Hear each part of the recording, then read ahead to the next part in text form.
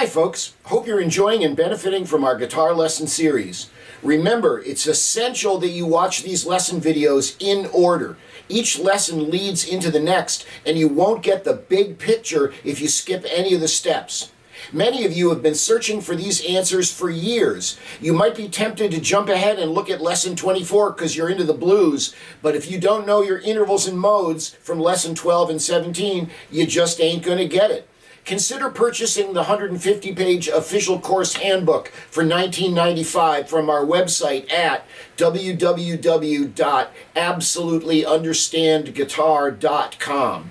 You'll find that link multiple places here on our YouTube channel. Each of the 32 video lessons has a corresponding printable page that you can view to help with review and memorization. All of the charts and graphs I create in the videos are reprinted there. The package also includes our amazing chord, scale, and arpeggio encyclopedia containing most every useful finger pattern known to man. Reserve your copy today. If you like what you're learning here, tell all your friends and like and subscribe to our channel. So enjoy this lesson and continue on, and you will absolutely understand guitar.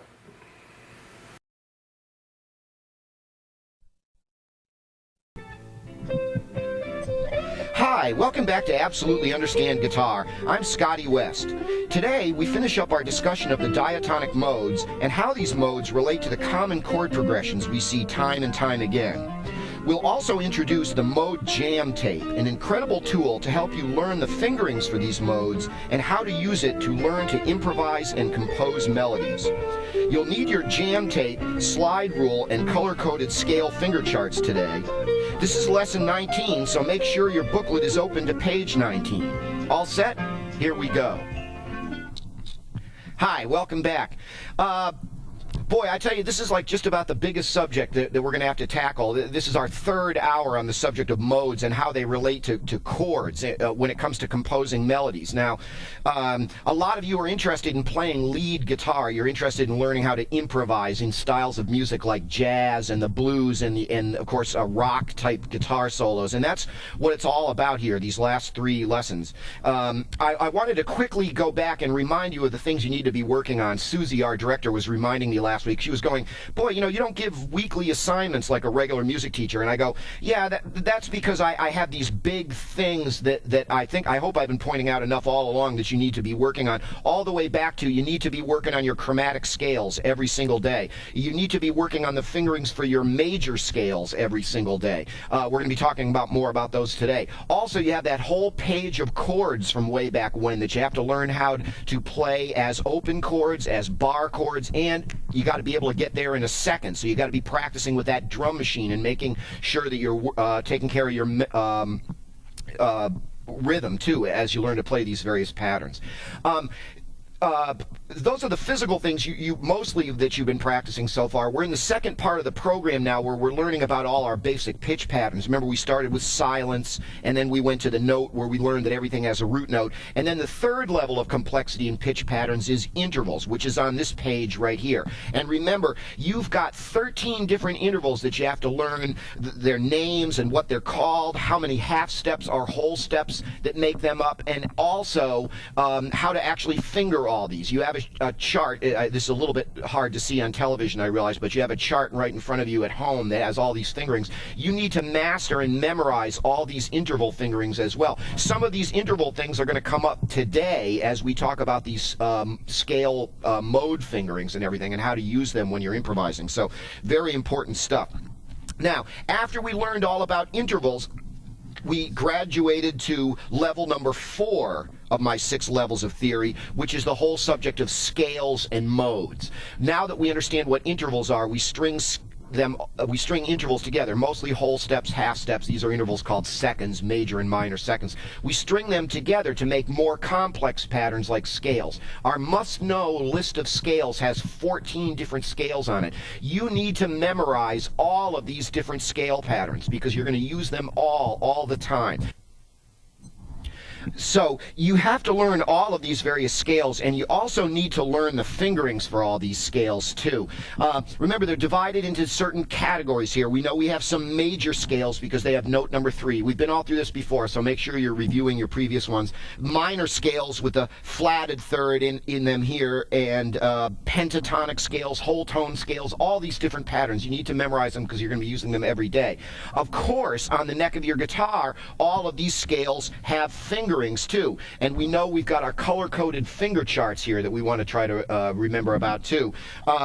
This is the one for the Ionian mode for the major diatonic scale itself. Remember, this scale has 7 notes in it: do, re, mi, fa, sol, la, ti, do being the same as do. And remember, we use a color coding system that goes along with the colors of the spectrum: red, orange, yellow, green, blue, indigo, violet. So red is always your root note, so you can always see where note number 1, where do is, just by looking for the red dot. And then orange is always the second note, yellow is always the third, the green is fourth. Notice there's 2 because there's 2 different fingerings for that note. I'm sure you understand that. Index shift, pinky shift. This is the Ionian page. You also have pages for every single one of the different scales on this page here. That's a lot of work, and so if you're wondering what to work on any given day, it's all right here.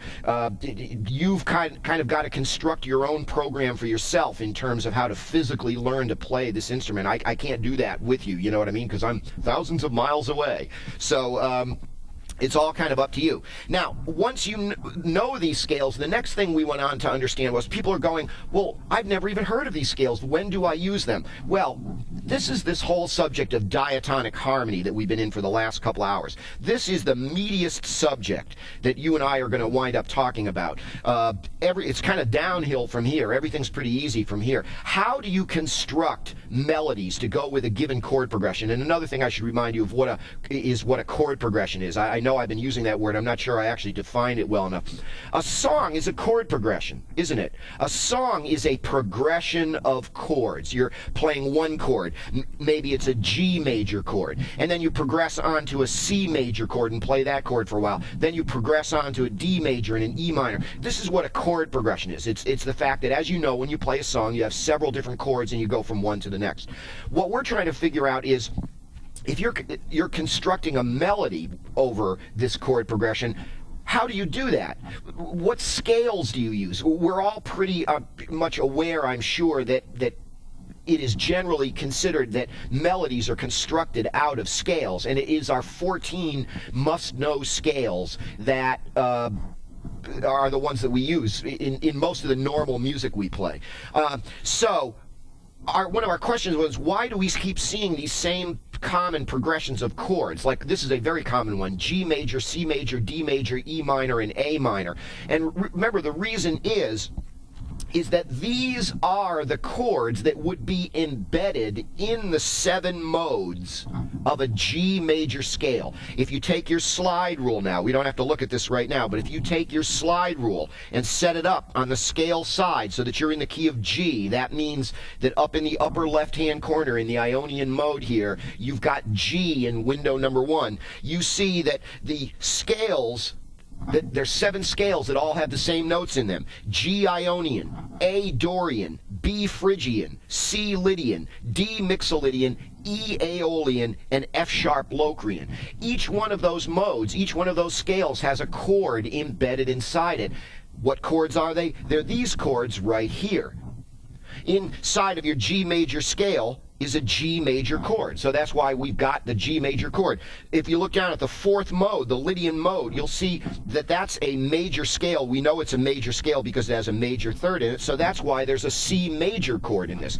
If you look at the 5th mode, which is Mixolydian, you'll see it's got a 1, a 3, and a 5. That's why we have a D major chord in the song. If you look at your 6th mode, starting on E, that's Aeolian right there. That G right there is the flatted third, meaning that the chord that's embedded inside there is a minor chord, and in fact an E minor chord. So this is what guides so many of the chord progressions we see. A given set of modes, and then you examine the chords that are inside them. You have a booklet of quiz questions in your information folio that you got with the program here, and many of these review questions that you want to quiz yourself on are all involved in what types of chords would show up in chord progressions in given keys. Right now, we're just looking at the key of G because it's a very common key for rock and roll and pop music, guitar music to be played in.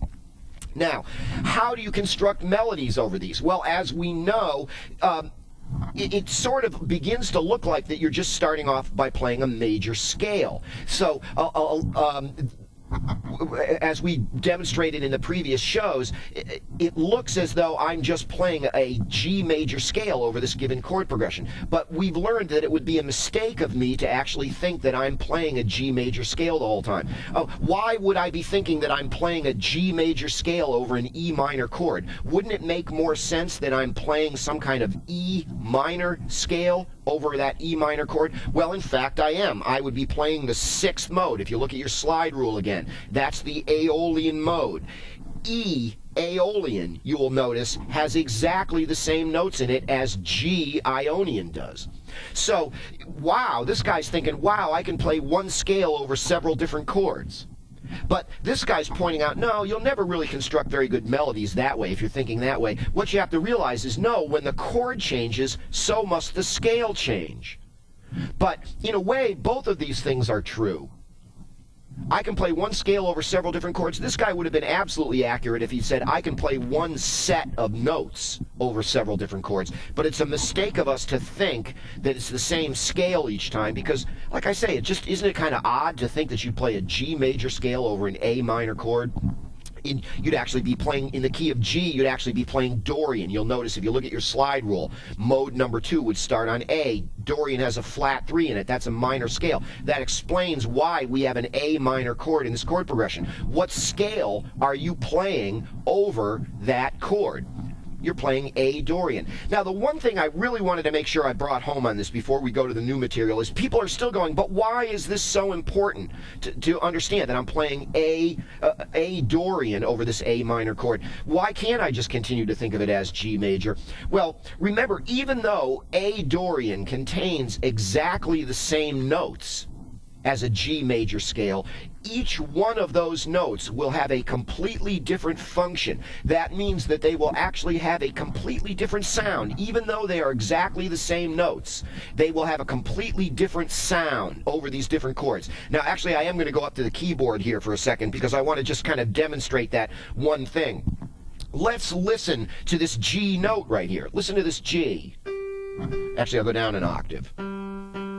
That's a G note, right? That G note is the tonic note of the key that we're actually in. We're just going to examine the function of that one note through a couple of different chord changes, and we're going to notice that it sounds completely different with each chord that we play. Sometimes it sounds better, sometimes it sounds worse. Sometimes it sounds more powerful, sometimes it sounds less powerful. Now, if I'm up here an octave above that, now here's a G major chord. GBD 135. You'll notice that that is embedded right within your G major scale, GBD. Now listen to how nicely this G sounds with that G major chord. Why does that note sound good with that chord? It's the root note of that chord. G is functioning as note number 1. Now, here's a C chord, which we know is another chord that's liable to show up in this key. Listen to this same G note again. Still sounds pretty good, doesn't it? That's a note that you'd really want to use a lot, that you'd really want to dwell on over the C chord because it still sounds good. Why does it sound good still over the C major chord? It's a G note. Why does it still sound good over the G chord? Can you tell me? Look at your slide rule. Look at the Lydian mode. That's your 4th mode. And notice that G is functioning as the 5th in that. In C Lydian, in the key of G, if we're looking at our slide rule in the key of G, G in that mode is functioning as the 5th, which is still a note that's part of the chord, isn't it? A C major chord has a C, an E, and a G in it. So, of course, that G melody note is still going to sound real good. Now listen to the E minor chord, which of course we know is another chord that's very common in this key. Sad sounding, isn't it? It's a sad sounding chord, an E minor chord. Listen to how the G sounds over that. Still sounds pretty good, doesn't it? It's not as powerful as it was over the G chord because it was the root note. It's no longer the root note anymore. Look at your Aeolian mode, your sixth mode. That's the one that starts on E, right? Notice there's an E minor chord embedded in that. Notice that G now is functioning as the flatted third, which of course is one of the notes that's in that E minor chord. So it's still going to sound really good. Oops, where was I? E minor. Still going to sound really good over that. But now, another chord that's in this chord progression is a D major chord, right? We know that because that lines up with the Mixolydian mode, doesn't it? That's the fifth mode. Take a look at your slide rule. D Mixolydian. Now, listen to this D chord here. And, whoops, D, F sharp, A. Now listen to how the G sounds over this. This has been exactly the same note. We could have picked any note, just hypothetically, we're looking at G. Boy, that doesn't really sound so good anymore, does it? It almost sounds a little bit sour with that D chord. Now, that doesn't mean it's unusable. What it means is you just have to be more careful when you use it. When you choose a note in a melody, that not only do you have to be concerned about what pitch it is, what note it actually is, you also, another aspect of using notes in melodies is when you intend to use it and how long you intend to stay on it. G will be a perfectly good note with that D chord as long as you don't stay on it too long. Like, watch this. I'll create a little melody here.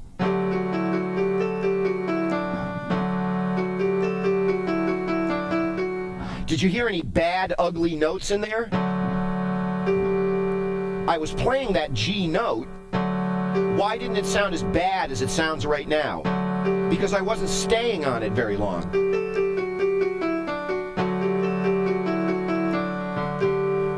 So that's the whole point with why you need to understand these modes, because even though they are exactly the same notes each time, as you go from chord to chord in the chord progression, each individual note, and we just picked on G right now, we could have looked at any of the other 6 notes that are in that key, but we just looked at G and noticed that it sounds better with some chords than with others. It has a completely different function.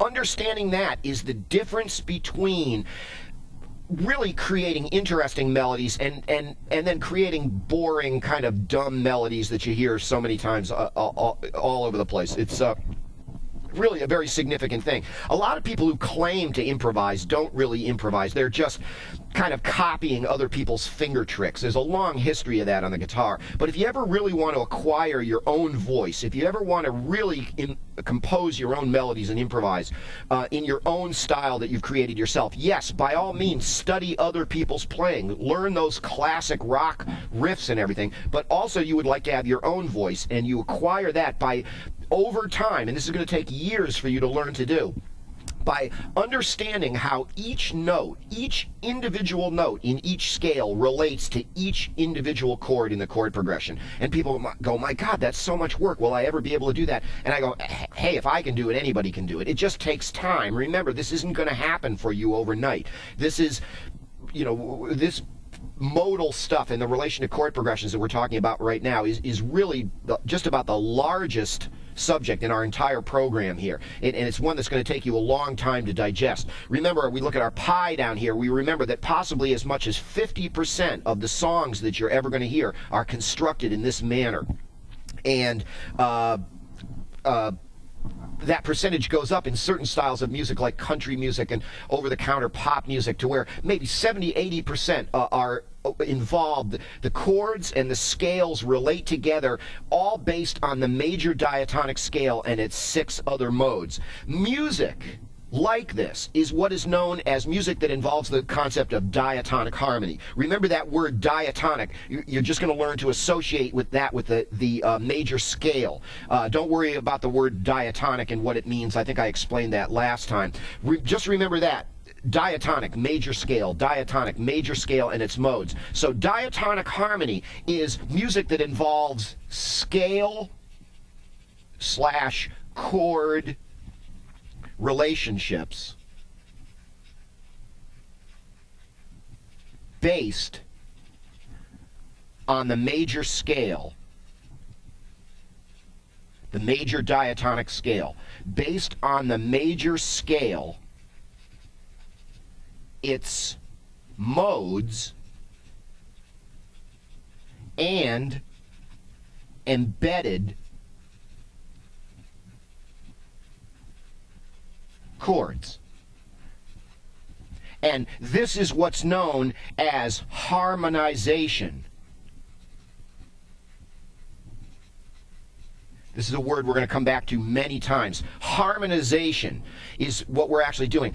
When you harmonize a scale, remember, harmony involves multiple notes played at the same time. It involves chords. When you harmonize a scale, what you're doing is you're looking at a particular scale and its system of modes, in this case the major diatonic scale, and you're observing what chords can be formed out of the notes that are in this scale. And they so often form our very common chord progressions that we see all the time. And also tells us a great deal about how these chords in these chord progressions relate to the scales and modes that we're going to be playing over them.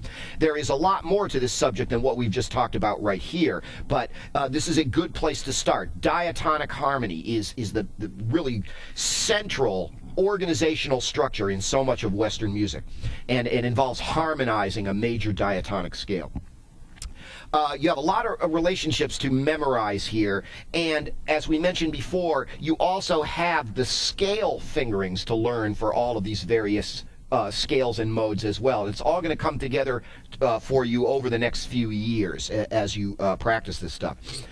One other thing I want to mention here is some of you have already taken some music theory elsewhere might understand down here at the very bottom of the page. Here is the interval pattern of the major diatonic scale. Remember, whole, whole, half, whole, whole, whole, half. And these notes, 1, 2, 3, 4, 5, 6, 7, 8, are known as the degrees of the scale.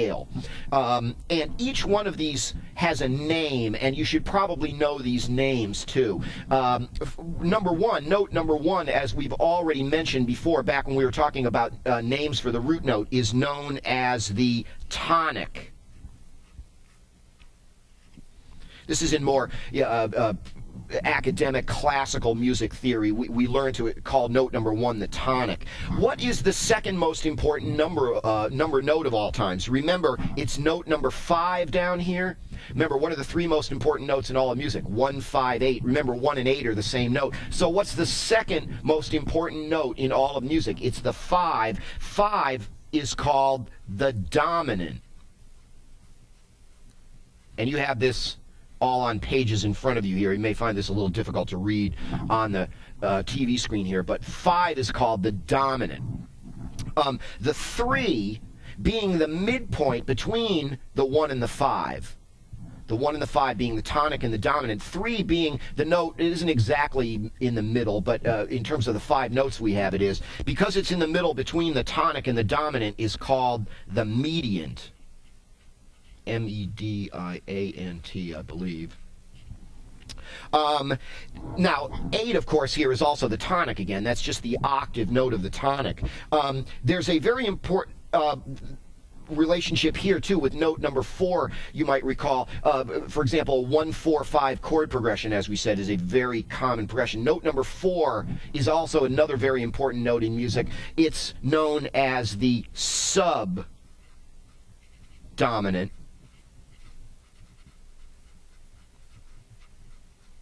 The subdominant.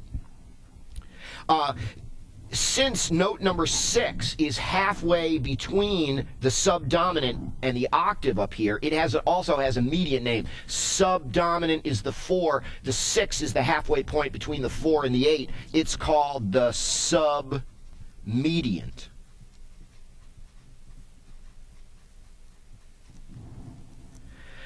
Note number 2 down here, the note that's a whole step above the tonic, above the root note, is called the supertonic.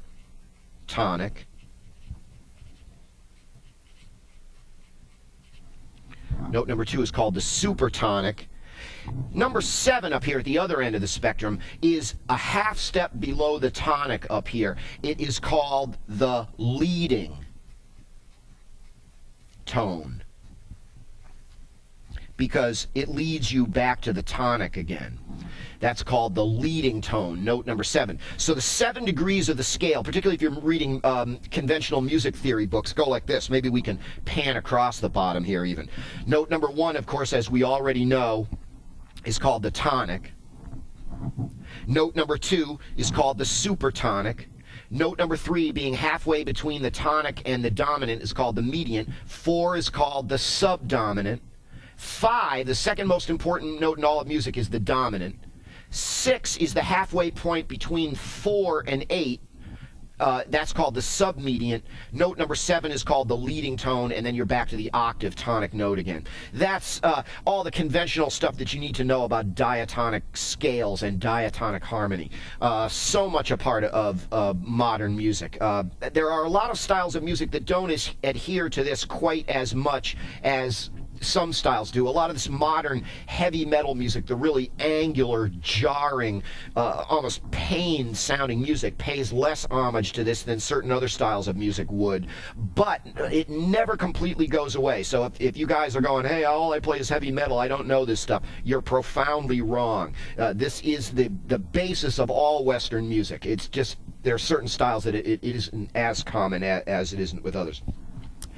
You've got to learn all these scale chord relationships, and particularly if you'd like to be a lead guitar player, you've got to learn how to creatively use these scale chord relationships in order to construct melodies. And one of the greatest tools that you will find for doing this is what I call mode jam tapes. And you have one that came with your package of support material. You might want to haul that out now, because this is such an important tool. I have mine in my cassette deck down here already, and we're going to be playing that in just a moment. But I want to explain to you a little bit about how this mode jam tape actually works.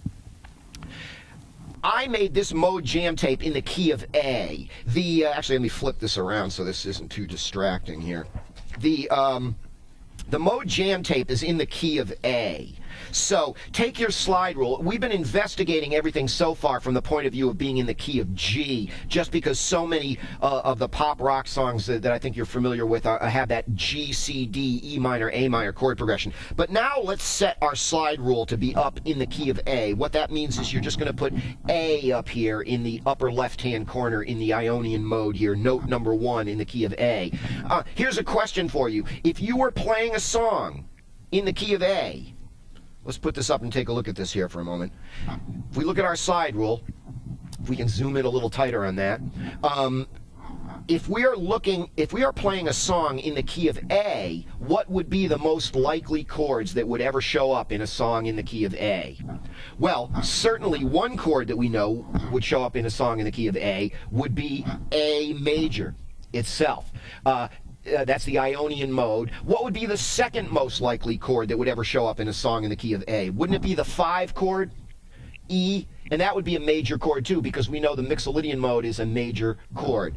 Also, the next most common chord after that would probably be D major. How many times have you guys played songs that have A major, D major, and E major in them? Aren't there thousands of songs that have those out there? The next most likely chord is usually the 6th chord, the 6th chord in the key. In the key of A, that would be F sharp. Remember, that's your relative minor. Your 6 is the Aeolian mode, which is the natural minor, a minor scale. It has a flatted third in it.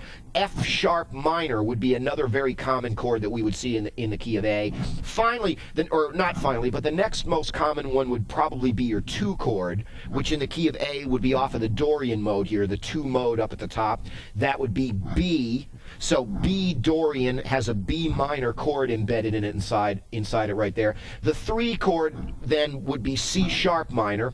You start to get into, you don't see the 3 chord quite so often. And finally, the 7 chord would be G sharp diminished, and we don't see very many diminished chords. So in popular music, pop rock music. So what are the most likely chords that would ever show up in a song in the key of A? A major, E major, D major, there's your 1-4-5 progression right there. If you look at the common chord progression on your slide rule there, 1-4-5, that's A, D, E. Those would all also be major chords in the key of A.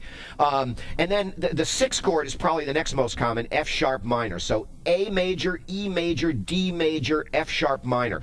What we're going to do, what you have on your Mode Jam tape is several two-chord chord progressions that go on for about 4 minutes each, 4 or 5 minutes each. And I'll play the tape in just a second so that you can hear the first one, the first chord progression on the tape here. The first progression on our tape is going to be a 1-4 progression, which of course is a very common chord progression, isn't it? When we say 1-4-5, it doesn't mean that we always have all of those present. Also, that doesn't imply any particular order that you play the chords in. It's just that 1-4-5 is just about the most common arrangement of chords that you're going to see. Right now, we're just going to look at little pieces of these. Just like when we learn to practice chords, we learn to practice them in pairs. We are going to do the same thing with scales, just so we don't get our mind boggled by having too much going on at one time. So this chord progression that we're going to do is going to go back and forth from A major to D major. And that's the 1 and the 4 chord in the key of D. I mean, in the key of A, I'm sorry. The 1 chord is A and the 4 chord is D.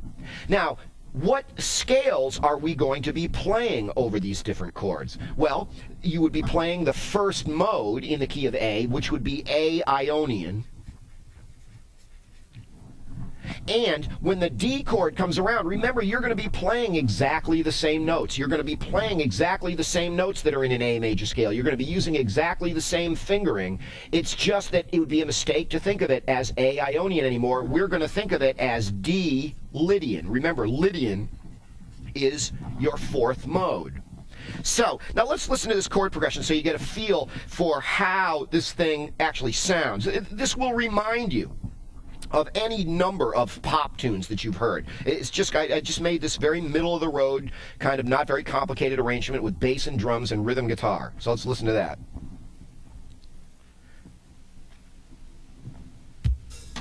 Now here come the drums. Now here's the chords. We start on A.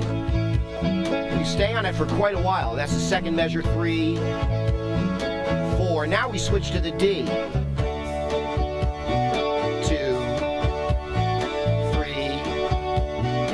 4. Now back to the A again. And that's all this thing does. That's all this chord progression does for about 4 minutes.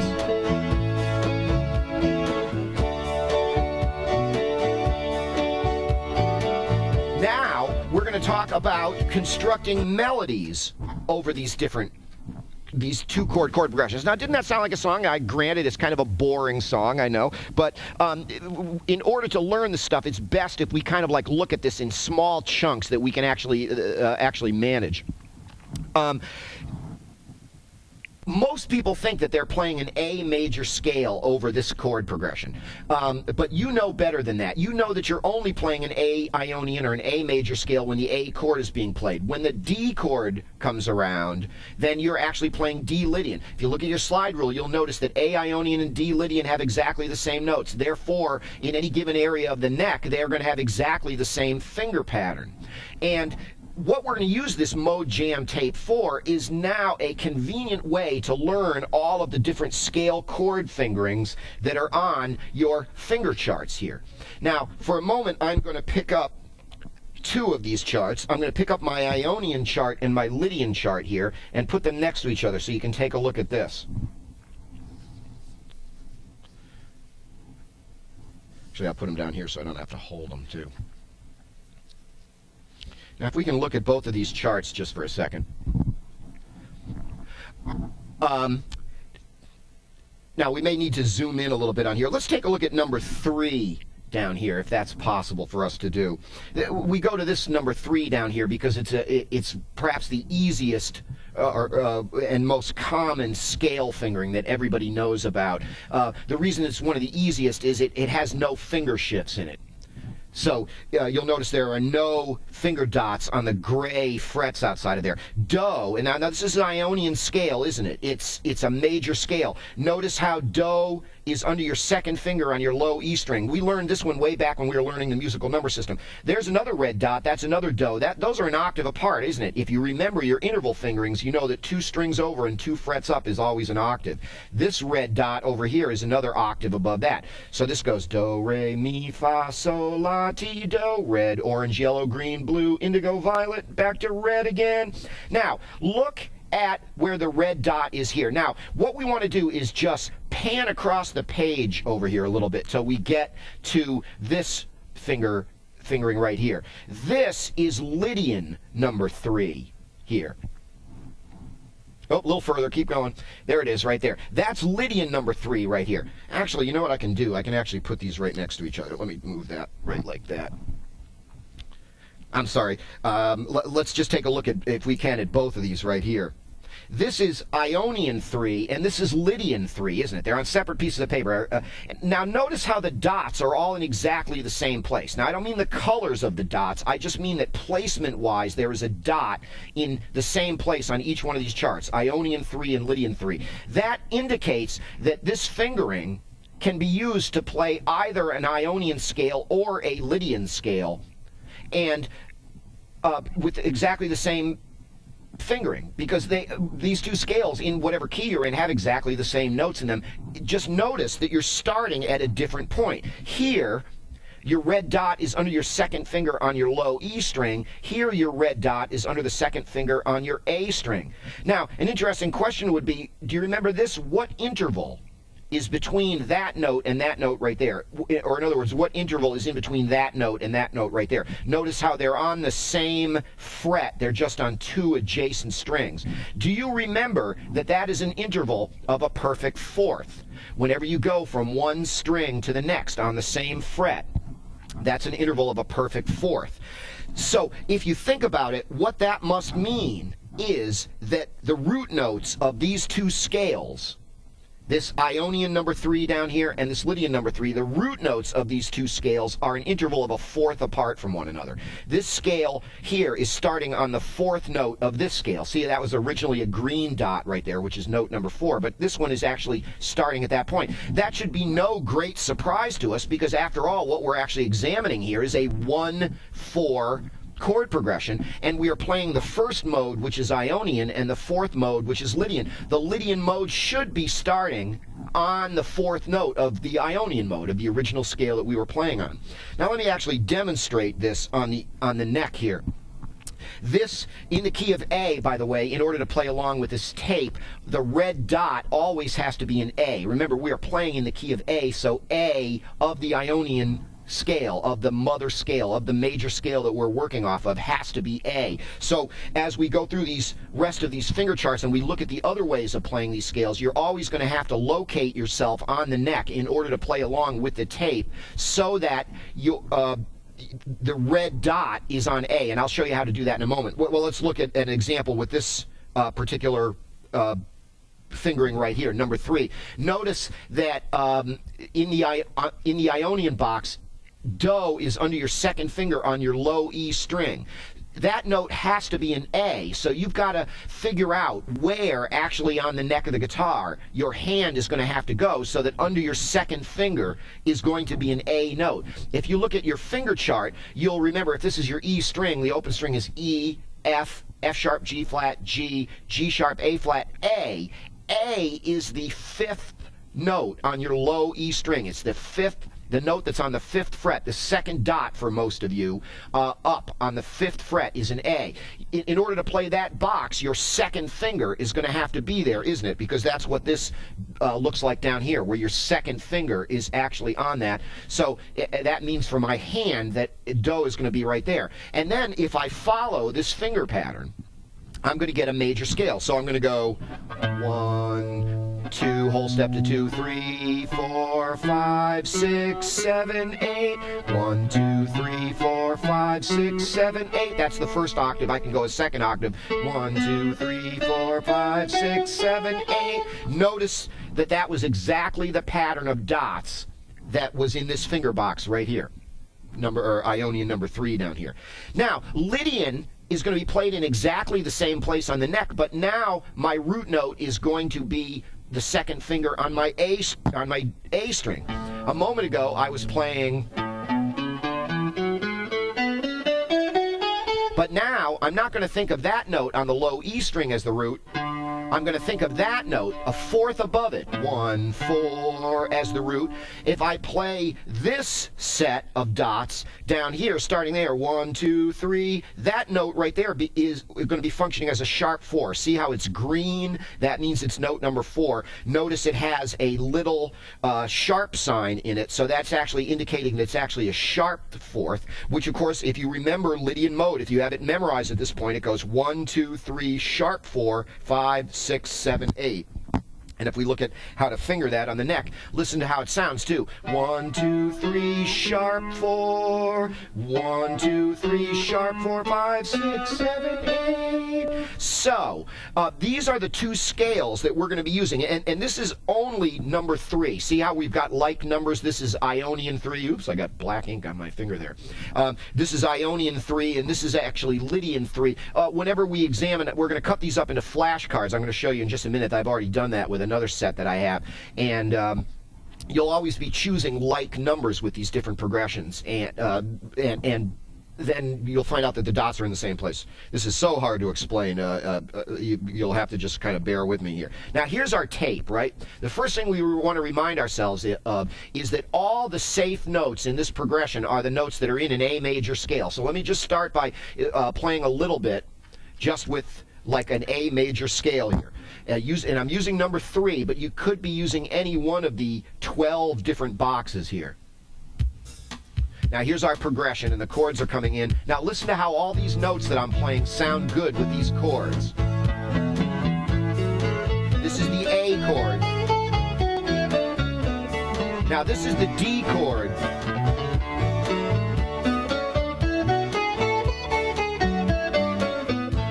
If I was going to construct a melody over this chord progression, these would be the notes that I would want to use.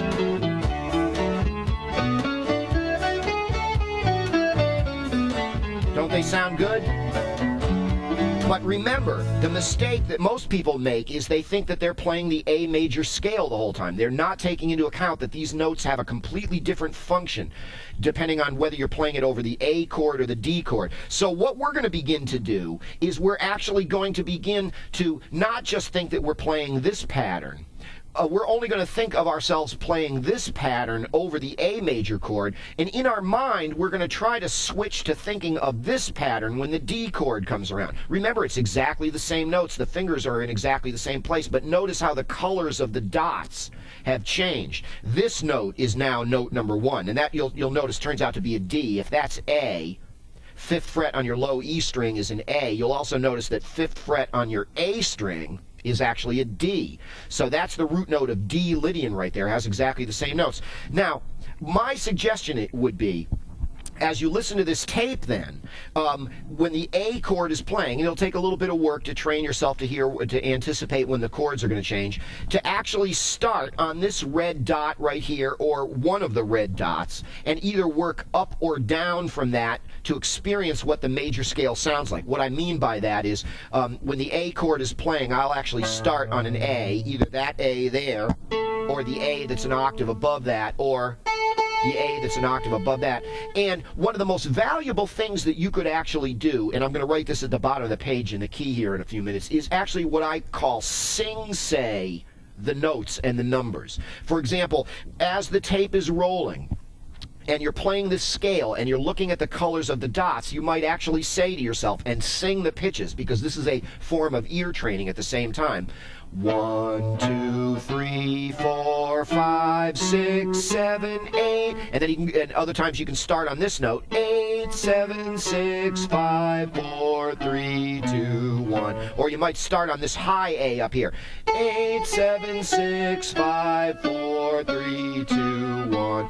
1, 2, 3, 4, 5, 6, 7, 8. You're doing a little bit of ear training. You're working to learn your finger patterns. And it's just like you're killing like two birds with one stone when you practice this way. Not only that, with the tape behind you, it's going to be a lot more fun to practice this way. Pity the poor music students who just have to sit there hour after hour learning their scale finger patterns, whereas when you're doing it along with the tape, you're actually going to hear what these notes sound like. And by all means, after you've experimented with the actual scale fingerings and done a little bit of ear training, have some fun and try to improvise with these. And I will be doing that for you in a couple of minutes and showing you where you can take this. That's what you do when the A major chord is playing. But when the D major chord comes around, and you'll be able to hear where it changes on the tape, switch to your D note. 1, 2, 3, sharp, 4, 5, 6, 7, 8, and sing say that pattern. You know, you'll be working back and forth between these red dots. 8, 7, 6, 5, sharp, 4, 3, 2, 1. The A chord comes back around, you go back to the A again. 1, 2, 3, 4, 5, 6, 7, 8, 1, 2, 3, 4, 5, 6. And then when the D chord comes around, 1, 2, 3, sharp, 4. Remember, Lydian has a sharp 4. 1, 2, 3, sharp, 4, 5, 6, 7, 8, 8, 7, 6, 5, sharp, 4, 3, 2, 1. A comes around again. Maybe this time you start up on the higher note. 8, 7, 6, 5, 4, 3, 2, 1. 1, 2, 3, 4, 5, 6, 7, 8. And then with the Lydian, maybe we start on the higher D this time. 8, 7, 6, 5, sharp, 4, 3, 2, 1. Now I'll give you an example. Here I go. I'm a beginner student. I've got my Mode Jam tape, and this is just the first progression. We have 5 other progressions on this tape, investigating all the very other common chord changes, but a 1-4 progression in the key of A from A to D is very common. Here's what it sounds like. And then here's me practicing along with this. Or now here's the D. So let me just wait a second until the A comes back around again. I'm going to set myself up to play this A major scale. Here it comes. I'm going to sing the notes to myself. 1, 2, 3, 4, 5, 6, 7, 8, 8, 7, 6, 5, 4. Now the D is coming, so I'm going to change to this D Lydian. 3, sharp, 4, 5, 6, 7, 8, 7, 6, 5, sharp, 4, 3, 2. Back to the A major. 1, 2, 3, 4, 5, 6, 7, 8, 1, 2, 3, 4. Now the D again. 1, 2, 3, sharp, 4, 5, 6, 7, 8, 8, 7, 6, 5, sharp 4. Dwell on that to listen to what that sharp 4 sounds like. A, and I'll start on the top one. 8, 7, 6, 5, 4, 3, 2, 1. Now the D. D, 8, 7, 6, 5, sharp 4, 3, 2, 1, 2, 3, sharp 4, 5, 6, 7, 8. Now you can pick up speed. You can use the drum beat on the tape.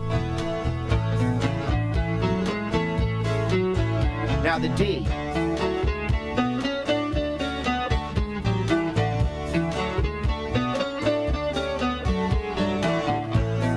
Now the A again.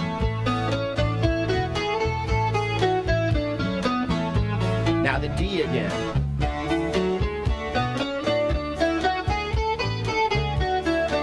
Same exact notes, aren't they? But doesn't the scale sound different? Listen to this scale. Now listen to this scale.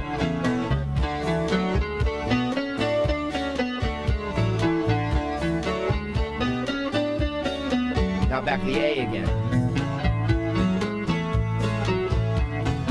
1, 2, 3, 4, 5, 6, 7, 8, 8, 7, 6, 5, 4, 3, 2, 1. 1, 2, 3, sharp 4, 5, 6, 7, 8, 8, 7, 6, 5, sharp 4, 3, 2, 1. 1, 2, 3, 4, 5, 6. Now, by all means, after you've done this for a while, have some fun. Play the notes in different orders and experiment with creating melodies.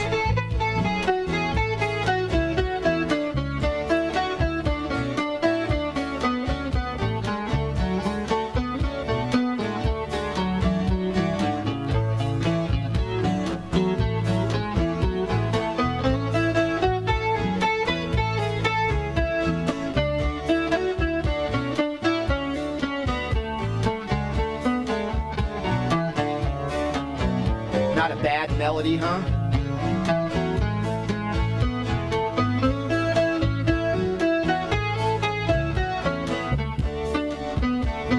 Now see, I'm truly improvising. And remember, I'm actually calling up the notes inside my head and actually hearing what they actually sound like. Now let me rewind this tape a little. And let me remind you that is only number 3. That's only Ionian number 3 down here. Remember, if you look at this whole page here, there are 12 different fingerings for each of these scales, and you owe it to yourself to learn as many of these as you can. The second easiest one is number 10. And so at this point, let's get away from these finger charts for a moment, and let me show you something, what I've done here.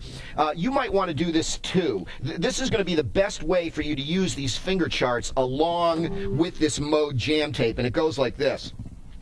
You might want to go to your local color printing store and have a second copy of each of these finger charts made up for yourself. I wish I could include 2 charts in every booklet, but I just can't. But if you go to your local printer, have them print up a separate copy of each one of these for you. And then what you do is you take them and you can chop them up into flashcards. For example, here is my Ionian mode. That one page I chopped up into 12 different flashcards of these 12 different fingerings for these different scales. Let's find number 3, the one we were just working on. There it is right there. Ionian number 3. Again, notice how the red dot is under your second finger. We chose that one first because it's an easy one. It has no finger shifts in it. The other one that's really easy is number 10. So you might want to try this one next. Take a look at this. Here's Ionian 10. See, it's another one that has no finger shifts in it. No, and Do this time for the Ionian mode is under your pinky on your A string. You're going to need to learn to play this scale in the key of A as well. So now your pinky has to be on an A note on your A string. Any idea where that's going to be?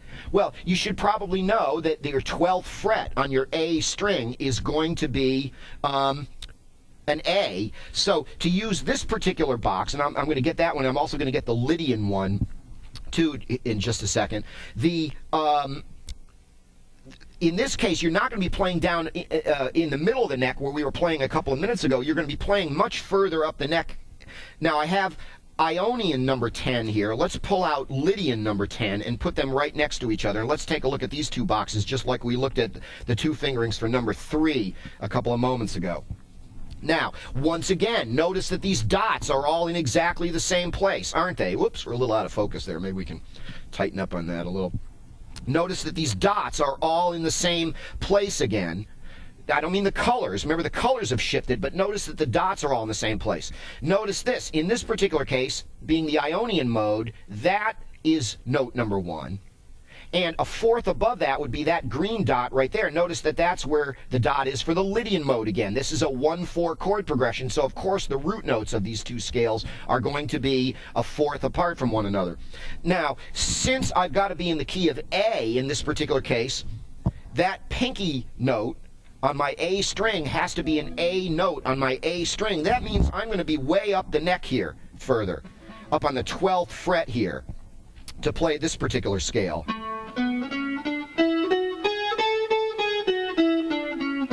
1, 2, 3, 4, 5, 6, 7, 7, 8. That's this particular box right here. 1, 2, 3, 4, 5, 6, 7, 8. I can also go a part of an octave above that. 1, 2, 3, 4, 5.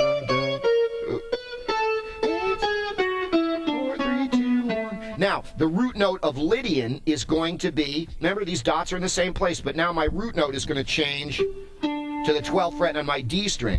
1, 2, 3, 4, 5, 6, 7, 8, 8, 7, 6, 5, sharp 4. There's the sharp 4 in this box. 1, 2, 3, sharp 4, 5, 6, 7, 8, 8, 7, 6, 5, sharp 4, 3, 2, 1, and then the A again. So I can start my tape again, and I can begin to learn pattern number 10 the same way I learned pattern number 3. Again, that red dot on the Ionian always has to be an A, so that's why I'm up here on my 12th fret on the neck now, because that's an A on my A string. And here I go, 2, 3, 4.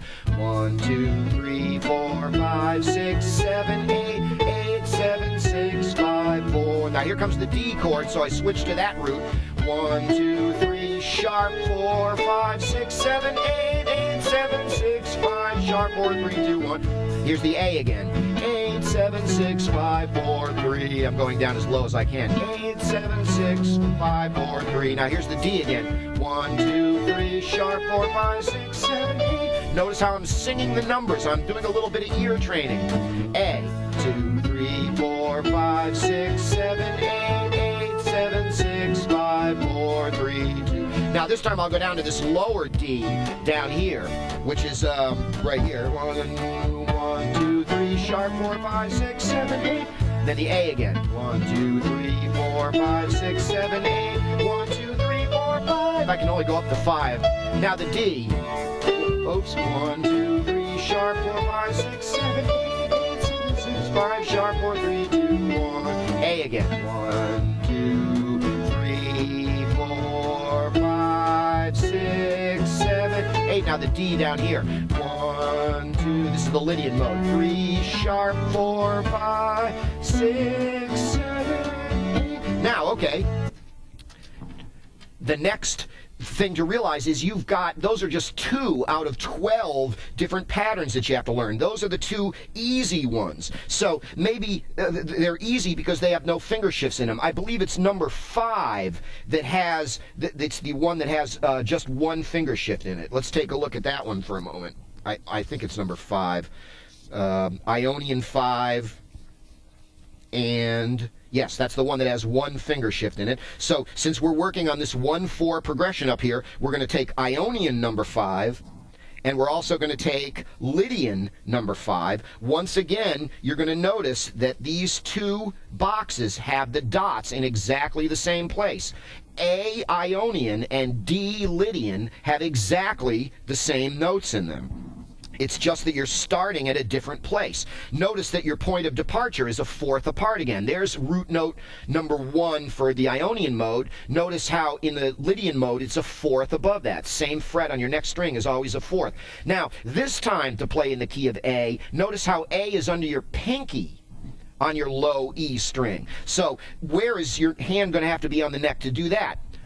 Well, it's that same 5th fret down here. You could also play it an octave above that too, up on your 19th fret. But for right there, now A is going to be right there under your pinky on your low E string, 5th fret again, so that's an A. If we look at this finger chart down here, that pattern goes 1, 2, 3, 4, 5, 6, 7, 8. And here's where we have that index finger shift right there from 7 to 8. See the purple is out of the box on the gray fret right there, and you have to do 7, 8. 1, 2, 3, 4, 5, 6, index shift. 1, 2, 3, 4, 5, 6, 7, 8. 1, 2, 3, 4, 5, 6, 7, 8. Here we are up on our octave note up there.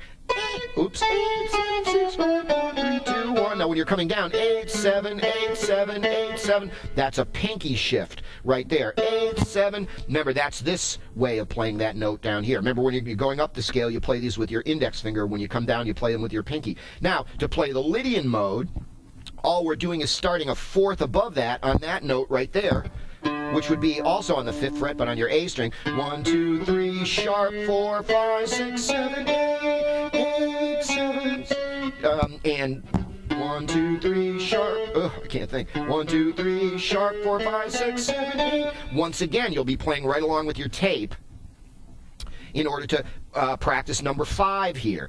So we've done the 2 easiest ones with no finger shifts, and then this just has 1 finger shift. So I'm starting on A here. 1, 2, 3, 4, 5, 6, index shift, 7, 8, 1, 2, 3, 4. Now I go to D. 1, 2, 3, sharp, 4, 5, 6, 7, 8. 1, 2, 3, 4, 5, 6, 7, 8. 1, 2, 3, 4, 5, 6, 7, 8. D. 1, 2, 3, sharp, 4, 5, 6, 7, 8. 8, 7, 6, 5, sharp, 4, 3, 2, 1. 1, 2, 3, 4. Oops. 1, 2, 3, 4, 5, 6, 7, 8. 1, 2, 3, 4, 5, 6, 7, 8. 8, 7, 6, 5, 4, 3, 2, 1. 1, 2, 3, sharp, 4, 5, 6, 7, 8. 8, 7, 6, 5, sharp, 4, 3, 2, 1. Now, you've got all those different finger things to work through. This is number 5. We've just looked at 3. We looked at number 3, which had no finger shifts. We looked at 10, which had no finger shifts. We've looked at 5, which had 1 finger shift. Some of these, as you'll recall, if we look at the whole big chart here again, have finger shifts on just about every string. These are much more difficult ones to play, like number 2 and number 4. you would like to just start with the easiest ones and work your way out to the most complex ones as you go. Now, this is just the first progression on your mode jam tape here. It's a 1/4 progression. We're going back and forth from Ionian to Lydian. We have several other progressions which I'll tell you about next time. For example, your next progression is going to be a 1/5 progression from A major to E major in the key of A, which means you'll be using Ionian and Mixolydian instead of your Lydian charts. And we'll talk about that next time. This is a very valuable tape that you have here, and it requires more explanation. All right, so we'll see you next time on Absolutely Understand Guitar, okay? Keep on practicing.